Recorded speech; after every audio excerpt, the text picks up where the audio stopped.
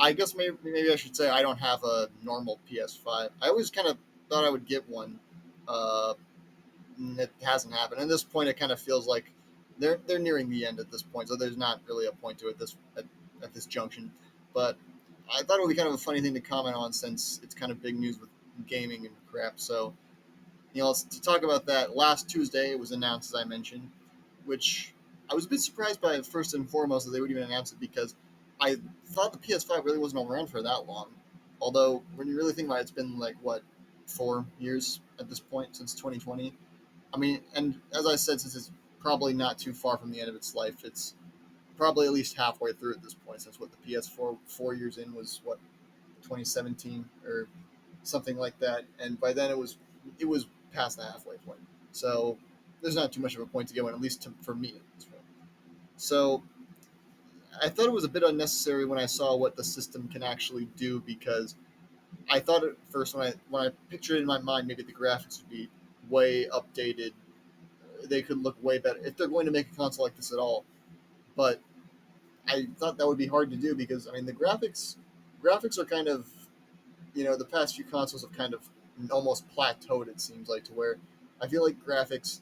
And this is just again someone who doesn't own a PS5 can't really compare it directly to the PS4 in terms of owning both. But the PS4 and the PS5 graphics looked 90% identical in my opinion. Whereas from the PS3 to the PS4 was a lot bigger of a jump, and then the PS2 to the PS3 was an even bigger jump. So it seems like graphics just as time goes on make smaller and smaller jumps. When it comes to what the graphics can even do, what they look like, and this is kind of a shocker. So I'm sorry, but they look 90% the same as the PS5's graphics. This new PS5 Pro, and again, I kind of assumed it would look very similar because the graphics from one console to another these days are pretty small. But then when you count that along with the graphics from the console itself to their Pro version or the Slim version, the updated version, whatever it is, yeah, it looks the differences are minuscule, at least in my opinion. So that was a bit of a turnoff for me. And I expected, like I said, I thought if they're going to make a console like this at all, maybe they'll surprise me and have some really, really good graphics. But no, they were about the same, not too much different. So if you're going to buy it for that reason, I'm sorry to say, but I don't think it's worth dropping the money. And also, it seems like, as I had said, when it comes to graphics, how they've gotten to a point where pretty soon I think the graphics won't be a selling point at all for consoles. And frankly, for a person like me, I don't even really care that much about video game graphics when I'm gonna get a video game. I mean, as long as you can tell what something is, and it's not unmistakable for what it's supposed to be, or it's not mistakable for something else, and it's nearly unmistakable what everything's supposed to be, which is what video games are kind of at now, where that's just expected. 20, 30 years ago, when you were getting a video game console, that was not a given. So now that it's gotten to that point, I've gotten what I've wanted. So the graphics really weren't doing anything for me in the first place, but that's one of the big selling points of video games now, which is what the graphics look like. So unfortunately for them, I don't know if this is going to help them much to convince people that this is an absolutely necessary console to have. But the other thing that I saw a lot of people talking about was it doesn't have a disk drive. And I know that video games are often bought digitally now. I mean, that's how I own a lot of the ones that I own, probably most of the ones I own. So maybe they kind of figured we're kind of phasing out of that. But one problem with that is when you download a video game, and maybe I'm wrong about this, but I feel like it's going to take up more space on the console because it's on the console now. That's all that console specifically is all you can play it on. With the disc, you could once you took the disc out, most of the data from the game left, or at least not most of the data from the game, because a game's progress is still going to take up space on your console, but it took up a lot less space than downloading a game. So I feel like maybe it doesn't have to be discs. It could be, I mean, Nintendo still uses cartridges for some reason, so it could have been anything. But to take away a drive for imported media, I guess if that's the best way to put it, it seemed a bit silly to me to take that away. And I mean, it's not even really a matter of the future. It's just kind of a matter of basic convenience. So that seemed like a bit of a mistake, maybe an oversight. So yeah, it's basically like a worse PS5, at least in my opinion. And I'm sure there are good things to it, kind of.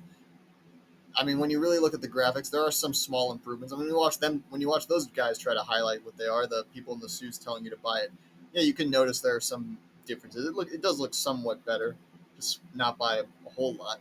But it's basically a PS5 that is more for the worse than for the better, with similar graphics, and that's what the big news about it is. But yeah, it's worth mentioning. Also, it's worth $700 apparently, which I mean that just is ridiculous. I mean, it comes across to me like when video game consoles back in the '90s, when people it seemed like when like the Philips CDI was coming out or the 3DO was coming out, and people could just charge whatever they wanted because no one knew what they were supposed to cost.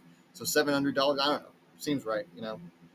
And yeah, that's not a joke. Video game consoles, if they weren't from like a big company, for some reason cost way more back then.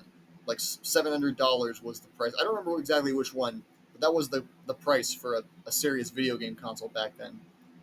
And that comes just kind of comes across from people who are like uh, don't really know what the market is, what it's supposed to do, and so just charge whatever they want for it. So that seemed a bit ridiculous at the time, even. And that's, in my opinion, why a lot of these small consoles never really caught on. And now Sony decided they're going to bring that back, I guess. So $700 for a video game console when you can buy the actual one for what, like 300. I mean, $700 is nearly what the PS5 cost when they were scalping the hell out of it back in like 2020, when it just came out. So $700. I don't keep going on about that, but I feel like that's been the main discourse I've seen. Just because, like, even if you wanted this thing, I mean, who can afford it? Who's gonna shell out $700 for a video game console? Is there anyone who would do that? Especially again, when you can get the one that is, if anything, maybe better, even though it's the older version. Uh, and that's that's just it seems like a bit of an oversight. Maybe they should have thought about that. I don't know if they just took a normal PS5 and they took $500, $400. They're not down to $200. So $400, $300 to plug up the disk drive. It's possible, or to pay someone to think of a way to make it worse. But there's no video game console that should be close to $1,000. So that's basically the point of that. I think the PS5 Pro may be the least successful of these Pro models, these slim models, or whatever you want to call them, of video game consoles now.